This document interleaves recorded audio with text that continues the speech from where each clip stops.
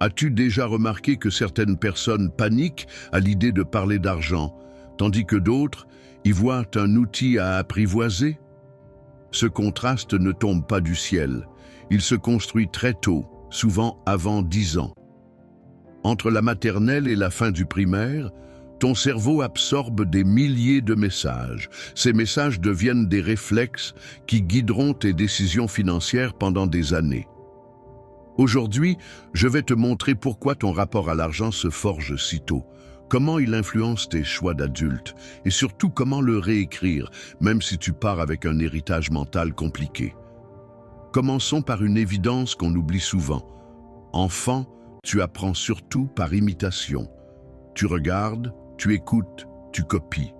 Si, chez toi, l'argent provoquait du stress, des disputes ou un lourd silence, ton cerveau a associé argent et danger. Si, au contraire, l'argent était discuté calmement, avec des objectifs clairs et des solutions, tu as lié argent et maîtrise. Les mots des adultes deviennent des croyances. Un simple « on n'a jamais assez » s'imprime comme une alerte permanente. Un « on va s'organiser » devient un ancrage de stabilité. À cet âge, tout est apprentissage social. Il y a aussi la question des modèles. L'enfant observe qui gagne de l'argent, comment et à quel prix. Voit-il des personnes épuisées par leur travail? Il peut conclure que l'argent se mérite uniquement dans la souffrance. Voit-il un parent entreprendre, échouer, puis recommencer? Il apprend que l'argent suit l'initiative et la persévérance. Même les petites scènes laissent une trace. « on verra le mois prochain », une comparaison de prix, un cahier de dépenses, une pièce expliquée. Chaque scène devient un micro-script qui, une fois adulte, s'active sans prévenir. Très tôt, l'enfant découvre aussi la gratification différée. Résister à une tentation maintenant pour obtenir mieux demain est un super pouvoir économique. Quand on te propose de garder une pièce aujourd'hui pour t'acheter un jeu plus tard, tu apprends à planifier. Si chaque demande est toujours satisfaite ou toujours refusée, tu peux associer l'argent à la toute-puissance ou à la frustration. Plus tard, cela devient des achats impulsifs pour se consoler ou une peur de dépenser même quand c'est utile. La manière dont on t'apprend à attendre façonne ton rapport au temps, et l'argent n'est rien d'autre que du temps transformé. Un autre mécanisme s'installe en silence, le sentiment de valeur personnelle. L'enfant capte si l'argent sert à mesurer l'amour, le statut ou le respect. Si les cadeaux remplacent l'attention, il peut chercher l'estime dans la dépense. Si au contraire, l'argent est présenté comme un outil au service des projets et des valeurs, il l'utilisera comme un allié, pas comme un pansement émotionnel. Les premiers pas d'argent de poche, l'explication d'une facture, la fierté d'avoir économisé pour un jouet écrivent des règles simples. L'argent peut réparer, construire et relier. Pourquoi ces règles s'agrippent-elles si fort? Parce que le cerveau d'un enfant adore la simplicité. Il condense la complexité en raccourcis. Dépenser égale danger, investir égale risque, riches égale méchants, pauvres égale vertueux. Ces raccourcis, qu'on appelle des biais, économisent de l'énergie mais peuvent aveugler. À l'âge adulte, ils se déclenchent en une fraction de seconde et te font réagir avant même de réfléchir. Tu dis non à une opportunité parce que ce n'est pas pour toi ou oui à une dépense inutile parce que tu le mérites. Le réflexe parle plus vite que la raison. La bonne nouvelle, c'est qu'un script appris peut se réécrire. Le premier pas, c'est l'enquête. Rappelle-toi 3 scènes d'enfance liées à l'argent. Une discussion à table, un premier billet reçu, une facture qui a inquiété tout le monde. Que s'est-il passé? Qu'as-tu ressenti? Quelle conclusion l'enfant que tu étais a tiré de cette scène? Écris ses réponses noir sur blanc, puis formule la croyance qui en est sortie. Si je demande plus, on m'aimera moins. L'argent disparaît toujours. Je ne comprends pas les chiffres. Voir la croyance, c'est déjà desserrer son emprise. Deuxième pas, confronte la croyance à la réalité. Cherche des contre-exemples dans ta vie. As-tu déjà négocié avec respect et obtenu un oui? As-tu déjà mis de côté une somme, même petite, et l'as-tu encore? As-tu appris un sujet complexe dans un autre domaine? Si oui, tu peux apprendre la finance de base. L'objectif n'est pas de forcer une pensée positive, mais d'élargir l'angle de vue. Une croyance rigide devient une préférence souple. Négocier me met mal à l'aise, mais je peux préparer la discussion. Investir m'inquiète, mais je peux commencer petit et automatique. Troisième pas, crée des expériences correctrices. Le cerveau croit ce qu'il vit. Ouvre un compte d'épargne dédié et programme un virement automatique, même minuscule.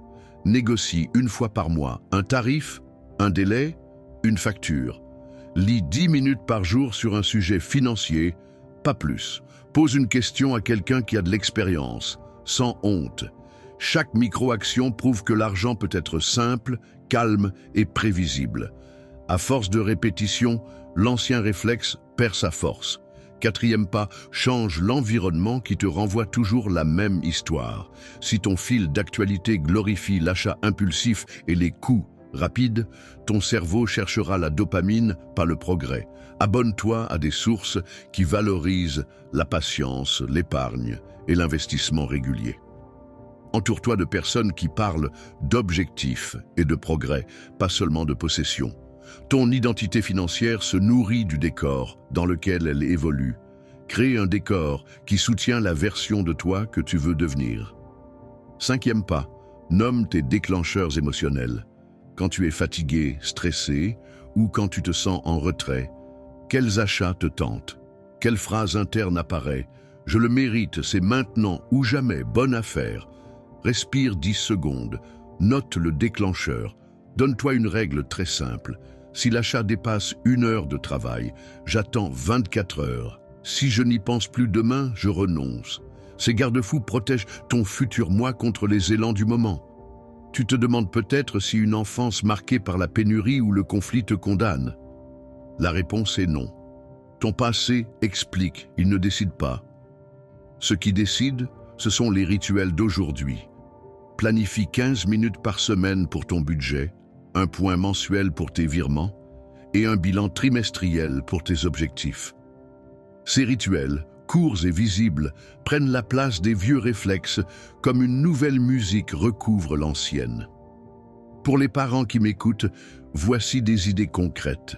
Donnez un petit argent de poche lié à des responsabilités adaptées à l'âge, comme entraînement à la gestion. Laissez l'enfant faire des erreurs bon marché pour apprendre la durabilité. Racontez comment vous décidez un achat, montrez une facture, expliquez une épargne pour un projet commun. Parlez d'argent sans dramatiser, sans mensonge, sans honte. Vous n'élevez pas un compte en banque, vous élevez une personne capable de décider. Un mot sur la comparaison sociale. Très tôt, l'enfant comprend qui a quoi et peut en déduire qu'il vaut moins. Aidez-le à distinguer valeurs personnelles et valeurs marchandes. On peut avoir peu et être digne, on peut avoir plus et rester humble. Cette nuance protège contre les dépenses d'ego plus tard. Chez l'adulte, elle se traduit par des choix alignés. Acheter parce que cela sert un projet, pas pour impressionner des inconnus. Reste la question du temps. Pourquoi se presser? Parce que chaque année, tes habitudes déposent des intérêts, positifs ou négatifs. 1 euro épargné jeune en vaut plusieurs plus tard. Une peur entretenue coûte de plus en plus cher. Commencer maintenant, même petit, c'est envoyer un signal puissant. Je prends le volant. Ton système économique intérieur attend un pilote, pas un passager. Alors, que faire dès la fin de cette vidéo? Choisis un souvenir d'enfance lié à l'argent et écris-le. Transforme la croyance associée en une phrase d'entraînement réaliste. Je peux apprendre, je peux négocier avec respect, je peux investir petit et régulier. Mets en place une seule action automatique cette semaine, un virement, une lecture ou une conversation. Engage-toi à répéter pendant 4 semaines. 4 répétitions suffisent pour sentir un changement d'aisance. Si ce sujet t'a parlé, partage en commentaire ton premier souvenir d'argent et la croyance que tu veux revisiter. Tu aideras quelqu'un à mettre des mots sur ce qu'il ressent depuis longtemps. Like si tu veux d'autres contenus concrets sur la psychologie de l'argent. Abonne-toi pour ne pas manquer les prochains épisodes. Et surtout, donne-toi la permission de réécrire l'histoire. Ton enfance t'a donné un script. À l'âge adulte, tu peux devenir l'auteur.